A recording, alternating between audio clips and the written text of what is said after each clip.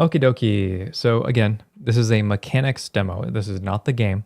This is a way to share with you the nitty gritty of how some of the mechanical puzzle pieces fit together. So at the start here, we have the character sheets. So you have one for you're not playing a captain in this. So in this character sheet, my stuff is this column. And then there's another character named Effie who is this column. You will learn everything that you need to know, hopefully, in a natural, organic fashion when you just go page by page by page. So let's go down to character create and let's generate our backstory. And then let's grab all our resources, which we'll write into the blanks here on this PDF.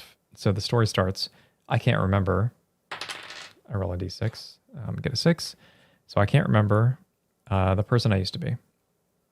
So up here, I would say, are we going to write all this? I don't know if I should do that. It's just going to take a while. Okay, so I can't remember the person I used to be. So this is the resource that I get. And then this goes into my pool. And it can go into my pool anywhere. So that it's, let's see, against the odds. So I'm going to just say against, man, this is rough. The odds. This resource. Okay, so I can't remember the person I used to be. Nowadays, I what? I 2. I beg, borrow, and steal. So swindler is the one that I get here. And I don't really like this one for a decoration, but it might make more sense for like a deviation. I'm gonna put down here. And then, so nowadays I beg, borrow, and steal just to what? My dice is gone forever. No. Oh. Wow. It's really, the carpet is, the carpet is blue and my lights are blue and I can see nothing. So that's nice. Nowadays I beg, borrow, and steal just to what? Keep myself sane. And puzzle solver is a resource that they get. So now I'll choose a species. We will pick a huntsman. So now I'm going to roll 2 of these resources and then add those to my table as well. 1, okay, animals love me. 3, living compass. Lastly, pick any 3 tables below and then roll 2 resources on each. The first one is 6. So deal making. Then I'll also roll, what is this, 2? Leadership. And I'll roll 1 more, and that's another 6. I'll re-roll it. 4, witchcraft. Okay, now we'll roll 2 resources from each of these. So I'm going to roll 2 for leadership. So I got 1, so can't let that slide. Another one, 4, inclined to help. And then I'll roll for witchcraft. Roll for witchcraft. Lucky curio. It's interesting. And I got 5 again. A 1, ward the threshold. And then deal making. So I got a 5, protected by treaties. And then 3, twist its value. All right, let's get back to this. So I was talking about decorations and deviations. So decorations are the skills that you are totally fine levying. And then deviations are the ones that are tinged with guilt or shame, or might make other people feel uncomfortable when you use them. And we do this to represent a side of your character that gives them just like a more interesting past. Like what don't they like about themselves maybe? Or what do they feel will like shut out other people? It's like the shadow side of your character. Why am I so winded? Okay, give it just a moment, sorry. I'm like, wow, that's a really annoying sound. It looks like you got disgusting stuff in that cup. But guess what? It's chocolate milk. And I drink this stuff like all day long. Now you know that about me. Okay, so based on our character, I can read this pretty well. You have a person so they're a huntsman. They, which means that they're werewolf, maybe have like a piece of their past life that they're holding on to and they feel good about. Maybe this was like a past lover, or maybe it was a gift from a friend or like a child or something. They're inclined to help, which means that they have this like altruistic side of them, but they also, it says twist its value, swindler. Maybe they know the dark sides of the world and how to get things done, how to get around regulations to make sure that they can keep moving forward. I imagine that they can't let that slide is that like they have a bit of a temper. So the ward the threshold and the protected by treaties makes me think that this person was important at some point. They were probably, maybe they were like a practitioner or they were part of a clan maybe even like a coven or some sort of group who was well regarded. Maybe they were ousted, maybe after they got turned into a werewolf and had to then live on their own and figure out how to deal with everything that came their way. So I don't know, like you could see some of the potential of this darkness, this stuff that you'd want to leave behind. And this protected by treaties, I imagine this, like if you invoke that, like, oh, you were once part of this coven, we know by elder blood law that we can't actually touch you, or else really bad things happen. Or maybe even just like a compulsion, like I can't harm you because my body physically can't do it. And so if you make that known, then it could be really powerful, but it also represents maybe a side of you that you just want to leave behind. So that's how we interpret like the resource pool. This is your character, essentially. All right, let's continue on. So now we're going to go through the prelude. If you haven't played this, I'm going to spoil all of it. We're just going to play through start to finish. So the prelude begins. It says, knuckles rap on the apartment door and your heart skips a beat from the sudden shock. A youthful, muffled voice speaks from the other side, deceiving its true age. So this goes into a dialogue with you. Effie says, are you in there or what? The twin heads say that if we are out by noon, they'll tear the whole place down with us inside. And then you can choose what to say. I'm just going to roll to keep things easy. So I get this. It says, why are you up so early? And then she responds, because we know that this is the response. And then it changes to this.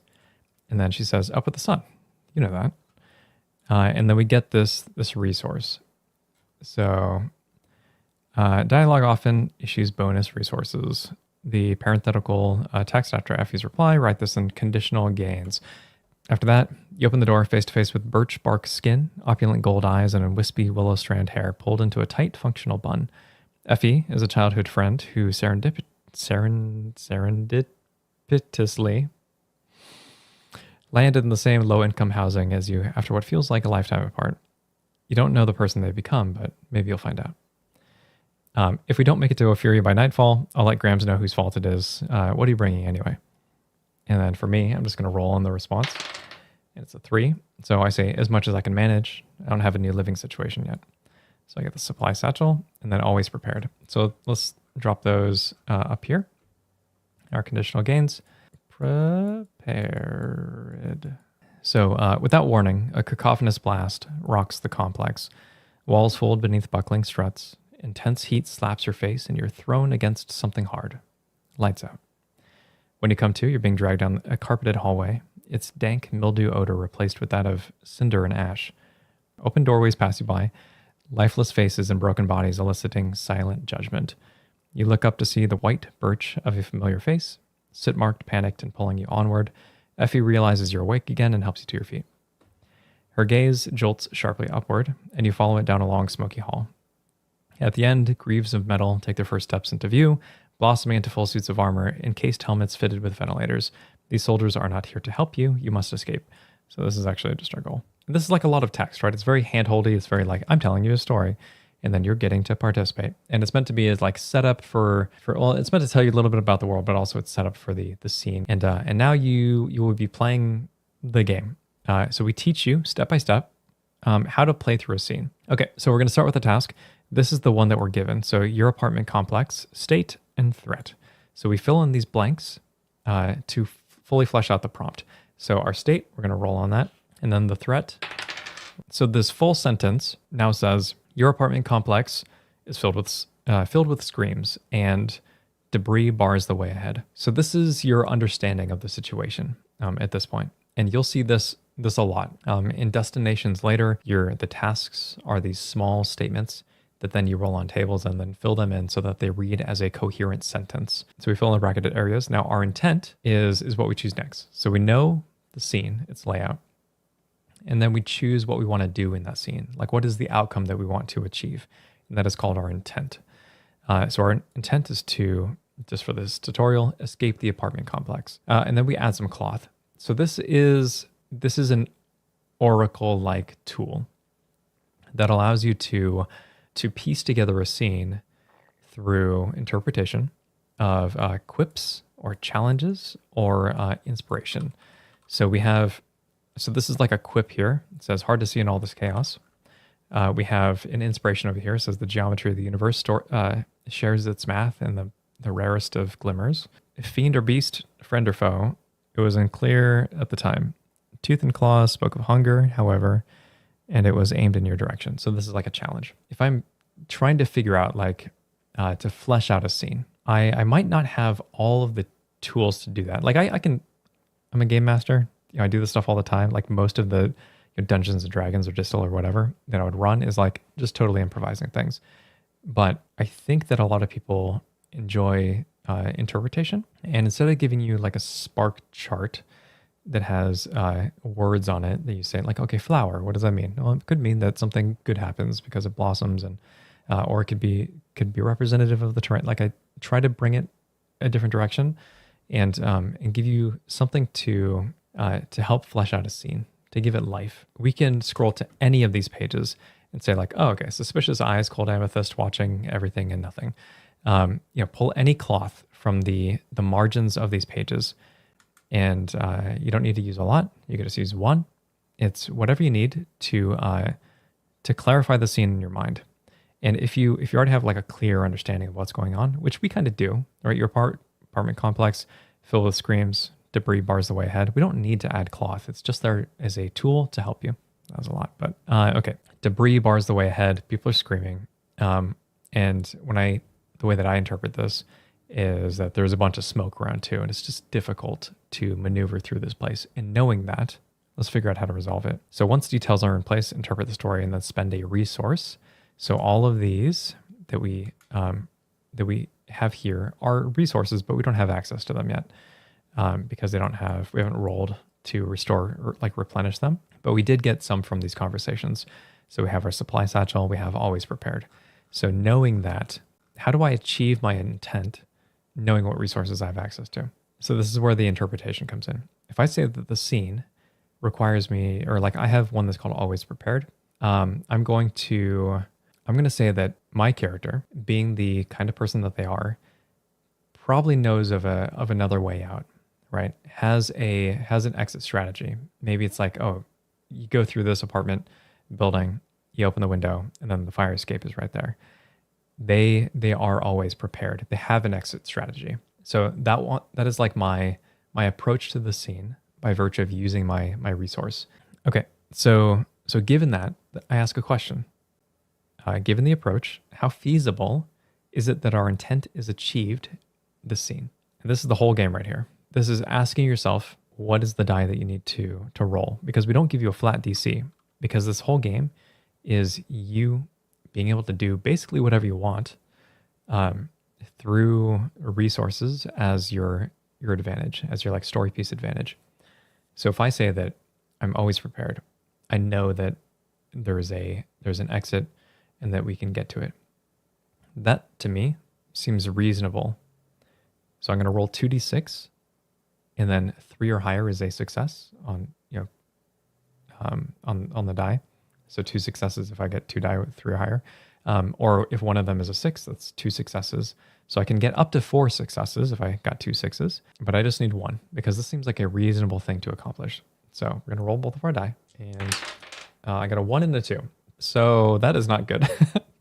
So when you don't achieve your intent, actually without any successes, there's a line here, something contrary to your intent pushes you away from your goals. So I wanted to escape the apartment complex. I knew that there was a way out. We just needed to do this thing. But it turns out that maybe the people at the end of the hallway, or maybe there's like more people in the room that I'm trying to get to. Or maybe that room is also closed off with debris, just that, the roof collapses and like, okay, we can't use that anymore. And not only that, we spent time getting here. We need to figure out how to get out. So that is essentially a failure in this system. But if you fail, so something contrary happens, and then I just go to another scene. I deal with the repercussions. Okay, try to get to the exit. It wasn't available. Now, what is the new scene that I need to deal with I can have a new intent if it's necessary, but our intent is still to escape. Or I can try to overcome it in another way. We'll get to that in a bit. So if we fail to achieve our intent, we immediately deal with the repercussions in a new scene, and then we spend a resource to resolve it. I know, however, that the resources that I have access to, So we just used the supply satchel. Oh wait, the this always prepared. So we no longer have that. It's it. We spent it. We have a supply satchel. Is it going to help us escape, knowing the situation that we're in? Now, if I don't fully have the details of the scene, which I don't, I'm like I have an idea, and I can say like, oh no, that's exit's blocked off. We got to choose a different way. Supply satchel is not going to help me with that, right? I mean, it could if I was clever and came up with something, but instead I'm going to add cloth. Let's look for some cloth. Actually, why don't we just use whatever's here? So this one, you knew their face in passing or in present, whether they bore boon or bane, was something you would need to discern. So based on this, maybe I see somebody who is still alive. Maybe they're like pinned under the debris, or maybe they can help us get to the exit. So that's my intent, right? But I'll say that maybe we see this person on the ground and they aren't, maybe they're not breathing. And maybe because I'm a witch or have dabbled, that I have something in my supply satchel that can help them see again or help them resuscitate them. Maybe it's like a poultice. So I grab it out of the supply satchel and like, put it across their forehead. So that is my goal. And how reasonable is that? We're going to try to make the situation slightly worse for ourselves. So is it reasonable or unlikely, given the situation and that everything is kind of bad, that this would help me in this moment? We don't know if this person is going to like stay unconscious. We actually don't know if they're friend or foe, really. But we're trying to help these people. So we're going to say that it's unlikely, but we're going to try anyway. Okay, let's see. But we need 2 successes. So we're going to try to awaken this person. Ah, no, dice. Why have you forsaken me? Ah, man, twice this stream. It's because I don't have a great play space. Before I dropped a die. So I rolled a 2, which is a failure. But I roll one more and let's see. So that's a 6. So actually that's 2 successes. So despite it being unlikely, it succeeds. So in this scene, I imagine we reawaken them. Maybe there was something about their chest that was like seizing up, and we knew that they could help us. So maybe they're like a big hulking, maybe like an Etten, some sort of strong creature that is able to move some of this debris out of the way. So we try to awaken them. It works. We try to get them. Maybe it's the landlord. So in my canon, so Effie says at the top, like, oh, the 2 heads are gonna, say they'll tear the building down.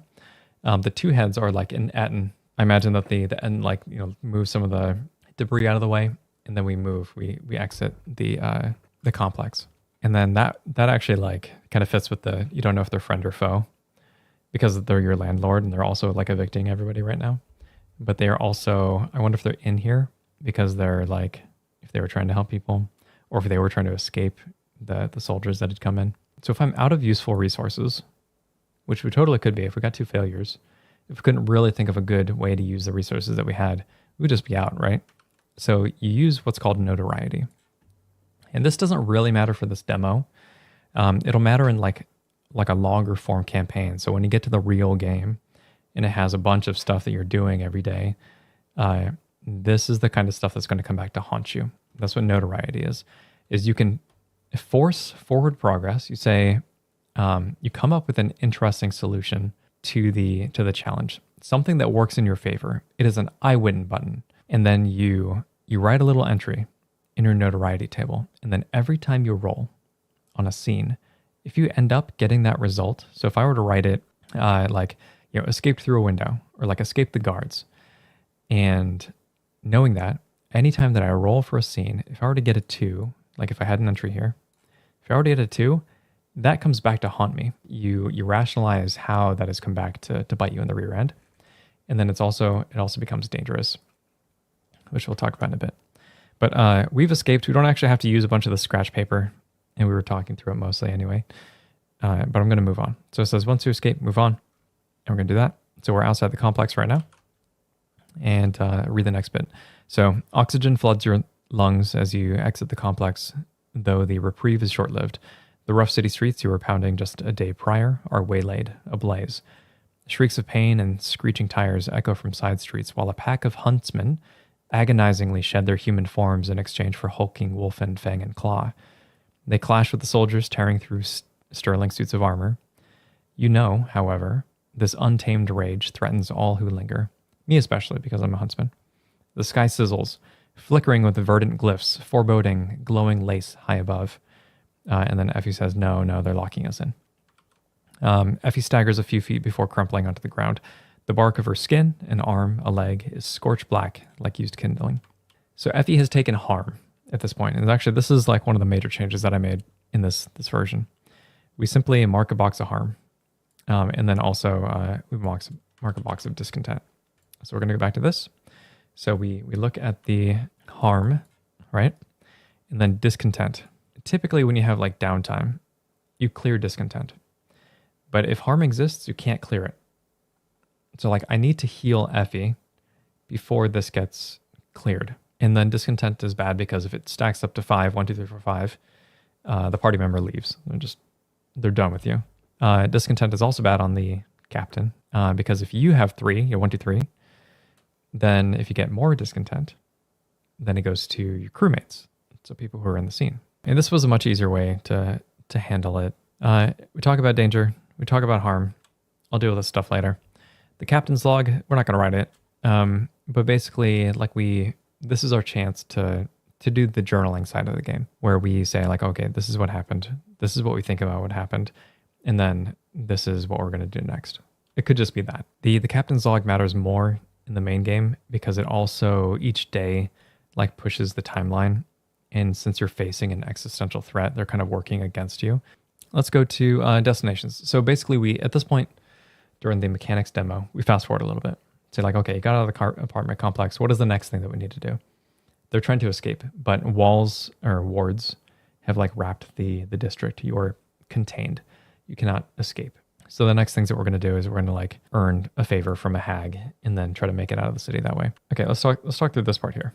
Demands and loyalty, and but there's romance too. Effie has a demand by default that is it's easy. It says make it through the night because we're trying to like make this tutorial wise. Usually demands are more lofty than that. So when we begin the next day, it's going to be done. So once we do that, which we'll pretend that we did, we'll so if we were to start the next day, that will be complete and they will have 1 loyalty.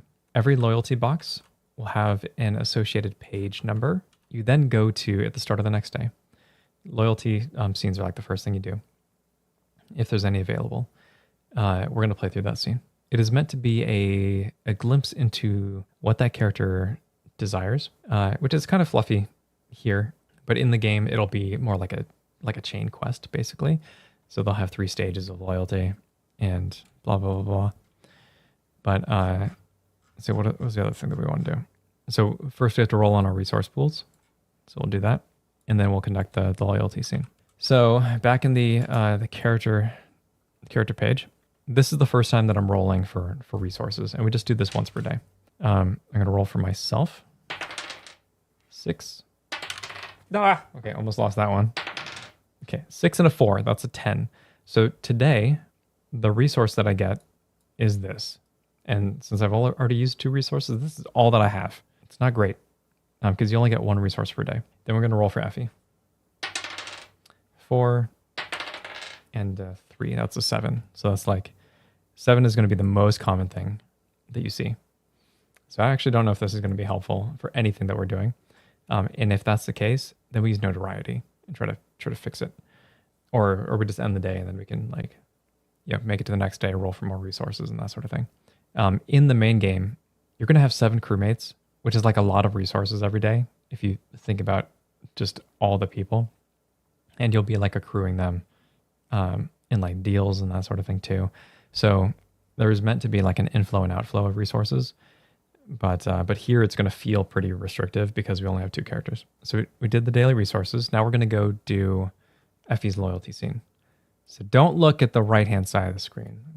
It says there are a few verdant parks in the district, a common retreat for those with nowhere to go. Eerie, quiet, save the sound of crisp morning rain trickling through sparse canopy. Effie says, "It's been so long since I've just..." And then she looks upwards and closes her eyes and opens her mouth. I could say whatever I want, but I'm just going to roll. So 3, since he drank acid rain, they're in the city. Okay. She says, since I've taken a breath, since I've listened, since I could just be. And then Green Warden is the resource that you would get from that. And then Effie says, it's freeing in a way, being out here instead of squabbling with the landlord, nothing, or not worrying about a paycheck, having nothing again. I'll reply with a 1. So it says, what do you mean by nothing again? She says, I spent a few years away from everything, trying to live in the forest like a proper sprite. Nothing but the soil beneath my feet and the bark on my, well, you get it. It was tough at the time, but looking back, I think I prefer it. And then we unlock this new romance trigger that just says, consider me and my thoughts, my feelings. And then she'll go on to say, Graham's called a few weeks back saying she had space for us at home if we needed to stay. This was well before the eviction notice. I wrote it off as a misplaced comment, but now I wonder if she knew what was coming. I'd like to get out of the city here soon, whatever it takes. So her new demand is make it out of the city. And that's basically how these scenes go. So we're going to add this Green Warden, and then we're going to consider me and my thoughts, my feelings is her trigger, and then make it out of the city is the demand. So if I hit upon this trigger, then we will earn heat, but I have to do that during normal play. So how I go about solving a scene matters. And the way that I construe this is like Effie appreciates it, finds it appealing when somebody or takes them into consideration, wants to know what they think, wants to know how they feel, wants to yada yada. All right, so we are going to play through the next example of like freeform play. This is a destination. So basically it's like a hub of like, okay, you're on this planet, and then here's the things that are happening on this planet. And here are people that you could potentially talk to on this planet, and or problems you can solve to get what you want, basically. But for our purposes, this is going to be really straightforward. We know that we need to escape. In order to do that, we need to locate a hag, we need to get to their den, and then we need to do their bidding. I try to make this pretty straightforward, just so that you, like a normal flow, because usually this would be like an assignment that you'd have. It'd be more elaborate. There might be some page numbers associated with it that have like little cutscenes and that sort of thing. But we also do a daily event every time too. So we started our new day, did the loyalty scene, and then we're also going to roll this daily event. So it's just a D6 and that's a 4. So it's all quiet. So nothing interesting happens. So now we're able to move on to tasks. We know that Effie is hurt. If we had a viable resource, we could clear the harm. I think we could kind of do that. Let's try to use Green Warden to heal her. Normally I would say like, oh, just exchange the resource. But Green Warden is kind of like, it's like I don't really know what it means in this context. I think that it's my connection to nature and therefore my connection to Effie, perhaps, that that might be able to tend to her wounds. But to make this feel more legit for me, at least, I'm actually going to roll for it. So I'm going to spend this resource, but I am going to roll too. I'm going to say that it is unlikely that I'm able to heal her wounds, but that kind of is what makes me want to try. So I'm going to roll this. I got a 5 for one, and then a 4 for another. So that would be a success by my standards, because if I say unlikely, 2 resources or 2 successes required. So we're going to say that we use that, and then also that we clear her harm. It doesn't clear her discontent, but at least we're like the wound is on the mend.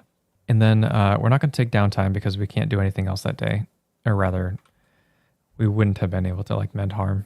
We can't do anything if they're taking downtime. But we are going to ask around. So we know that we need to locate a hag, right? So let's try to ask somebody to see if they have some useful intel that can give us a hag's location. So this folk and request, we need to fill these in. So we'll roll for the folk, which is a stranded messenger. Interesting. And then we'll roll another one for the request, which is another 3. So a stranded messenger needs medical attention. The messenger could be, so actually we can handle this a few different ways. So I want to know who is the messenger. And if I look at my character sheet, there's like this oracle down here. During scenes, if you have a question you don't know the answer to, you can ask the story oracle below for clarity. We're going to try to figure out who they are. Should we be wary of this person? Are they going to cause problems? It says they need medical attention, but do they need medical attention for them or for somebody else? Like what's the deal? What's the deal? Okay, so we got a 4. So it fosters uncertainty, which is like, okay, well, I already had that. I wonder if this person is trapped. I wonder if they're trapped and they can't get to somebody. So it's not that they need help. It's that somebody else needs help, but they can't get there. And is it because that person is like locked away? Is it because so in this game, I do a lot with like awarded thresholds. I feel like this person could be locked out of an area because they can't get past a threshold. Maybe Effie can go into this place and then see if somebody needs medical attention. But I'm also kind of like skeezed out. So we'll see what happens. We're going to try to give somebody else medical attention because this messenger isn't able to get into them or to see them. Maybe the messenger actually hands off a message. Maybe see this is like the step-by-step, like you're imagining the scenes and try to figure them out. Maybe the messenger isn't allowed into this location, but they have a message to deliver to a doctor. Like, to me, that makes sense. We don't have a resource for that. Actually, I could probably say like can't let that slide, like being locked out of a place or whatever. So I might find some sort of injustice that I want to rectify. I'll do that. I'll say like, can't let that slide. So I'll roll the deviation. I'll also take the discontent. 4. So that's a win. And because of that, the messenger is able to do something for us. The useful intel. I wonder if the useful intel was that they were locked out of this location. Maybe they're part of the Hag's crew, which is why they're like not able to go to certain places. So we're just gonna roll with it and then move on. So we're gonna say we ask around. We found a Hag's location, and you can. And we're gonna add that as a conditional gain. We're tracking it that way. We could also like just keep that in our head, but we know that we can also use multiple resources at the same time if we want. So I'm actually going to, at this point, if I know where the Hag's located, I'm going to end the day because I want more resources to be able to use tomorrow. We start the next day. What are we doing again? We're rolling for our resources. 4 plus 6 is 10. Okay. Can't let that slide again. Okay. Well, I'll roll with it. And then for Effie, 5 and 1. So 6. So kind eyes, kind intention. Okay, so we know where the Hag is. So we could do like this footwork here to get to their location. I made this really linear intentionally, but if we know their location, we could travel there and we deal with the threat along the way. I don't know if we have like the resources for that. So I'm actually going to take some downtime with Effie, but I'm just I'll leave Effie to take downtime. So she's not going to be able to participate in anything else. I think what I want to do is try to find somebody else to talk to. We're gonna ask around again, and then we already know a Hag's location, so that's fine. But I want something that can prepare me for the Hag. So I think that I'm looking for a shop or something that sells like reagents, something that I can like make use of. But let's see what folk we run into. So 4, so it's a shuttle pilot. That's interesting. And then a 1. So their problem is, or their request rather, is helping find someone. And because they can't actually leave the district, and this is like their job is to like go places. And maybe the finding somebody is like somebody that they lost contact with. So somebody who needs, I mean, we can find out. Let's see. Let's do, need someone who can speak the language. Okay, easy, right there. So the cloth is that this, the shuttle pilot is like, they need help finding somebody. They need somebody who could just like speak to people to like get, to like do things. So what's funny is that I'm actually going to put this on hold. I'm going to say that other person is probably somebody like Elder Blood. And maybe the shuttle pilot is just like a human and people don't really respect them. They don't really care about them because the district is currently under attack by like overzealous humans. What does Effie have? Kind eyes, kind intention, but she can't participate in other events today. I think I'm going to end the day again and then have Effie talk to this person and see if they can work something out. And here's my goal, right?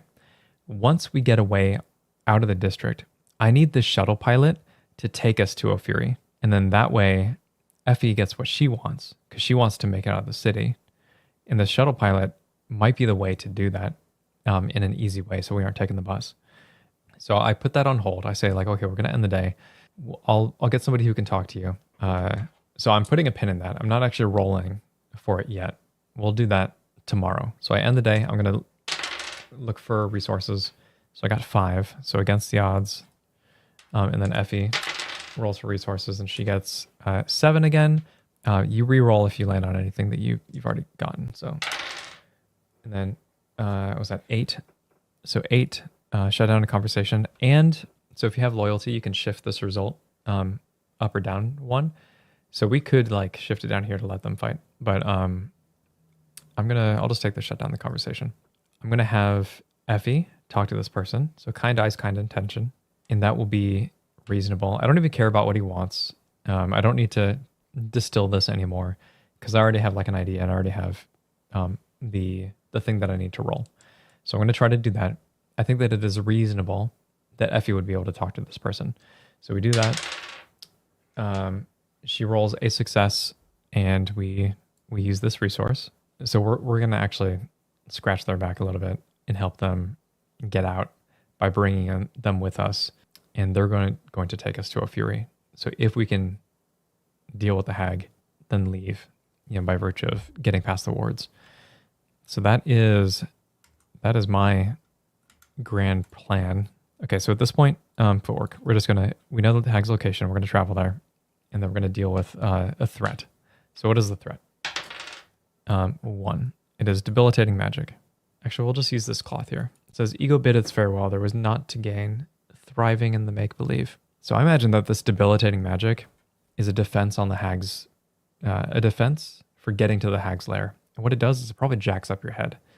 Like it clouds your sense of direction, but I am really good at this sort of thing. Maybe I'm able to shake free. I bet you this magic moves people to, like it misdirects them. So maybe like if we imagine like a tunnel system of some sort, and you have to know exactly which ones to go down, the magic trap there is just like, no, just misguide them. Just tell them to go somewhere else. Or just like make it so they don't know where they are. So we can probably solve that pretty easily. So first off, we have the hag's location. So we're just going to spend that and say like, okay, we know where they are. That's what we're doing. But the next thing that we're going to spend is this against all odds. So we know that we can power through this type of magic. And I think that is reasonable to accomplish. Okay, so I'm going to roll 2d6. So I got 2d6, and it is quite a failure. I got 2 2s, which is not super great. So I try to push through this mind haze, and I get rerouted. I probably get rerouted into a pretty awful place because like the magic's trying to like divert you. So I think that I'm going to spend notoriety and just brute force past this. Let's make it fun. Let's say that I wander into, maybe it's like some sort of gang presence or something, somebody who lives in the sewers. Because again, like I know that I am a, living compass. Even if I don't have that resource, I still have like the presence of mind to say like, okay, this is an important part of my character. So I think that my notoriety is like using that capability and is able to like go back through the sewers and up past where we were. So I think that I make it there regardless. It's just that I anger. Who do I anger at the same time? What can we do? Oh, okay. Why don't we do this? So blades and broadheads in the places beyond your sight. If an ambush was planned, you may have well walked into it. So we're going to say we walked through these corridors down into this tunnel, and there was like a place that we should not be. Maybe they were setting up for an ambush and I found something. Like I found them. Maybe this ambush is for somebody else. Spoiled and ambush. So if I ever roll 2s, a 2 total, this is going to come back to haunt me. It might be the gang leader. It might be that somebody slipped a tracking device on me. It might just be that I'm at the wrong place again. It could be anything that we can reasonably come up with. So it says, once you make it to the hag's den, they'll ask you to overcome problem. So what is our problem? 5, a necessary shakedown. Interesting. For them, but time is limited. That really makes me want to implicate the people that I just ran from. But let's look for some cloth and see if we could figure something else out. If what was left behind is that which pulled us forward. Oh, well, first off, let's suss out like what is a necessary shakedown. So this hag needs ingredients or just needs money. Do they own businesses? Are they forcing security? I wonder if the people that they are, maybe the people that I ran into who are like I say they're playing or setting an ambush. Maybe that was just like the hags people, the people who do the shaking down normally. So if that was behind is what pulls us forward. So maybe those are the enforcers. Like maybe we have to join the hag's crew to help them, these people doing the ambush stuff, to help them go shake down businesses. That'd be kind of jacked up, right? So we actually end up joining that crew and then need to engage in all the illicit garbage that goes with it to shake down these businesses, to get the hag what they want. And maybe it's even like punishment for hitting a trap. And then the hag needs to go reset that trap now. I like that. I think that's good. But now we have to figure out what resource we want to spend on it. So can't let that slide is it's kind of a feisty one. Shut down a conversation is, I don't think that'll actually help us. Oh, actually. Okay, I got it. So Effie comes with us. And these they're kind of like street thugs, ruffians that bear the hag's mark, whatever that is. Maybe it's a crest. Maybe it's a pin. But these business owners, they know why they're there. But the hags people are, and the reason that it's time limited is because like they're about to leave. Makes that easy. So they kind of push us into the door, and we need to get the tithe from these people. And the business owner is like trying to say like, oh, I need more time, and we don't have that money. Now with the ward being locked down, I can't, like, where am I supposed to get the stuff I need to get? And then Effie is going to use that darker side of her and shut the conversation down.